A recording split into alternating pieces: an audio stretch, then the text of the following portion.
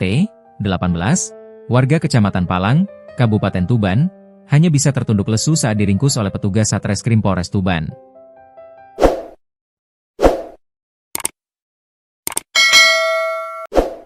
Ia diamankan di rumahnya pada Rabu, 30 Juli 2025. Karena kerap melakukan tindakan tak senonoh dengan cara memperlihatkan alat vitalnya kepada para wanita.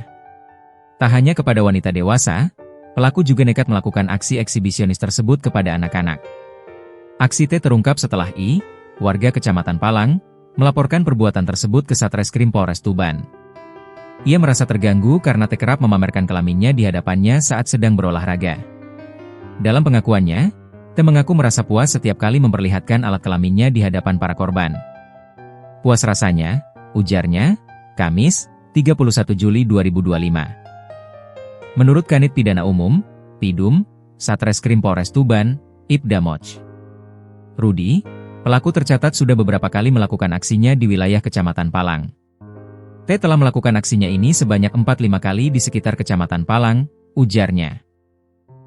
Modus operandi yang dilakukan T adalah berjalan-jalan di jalan desa.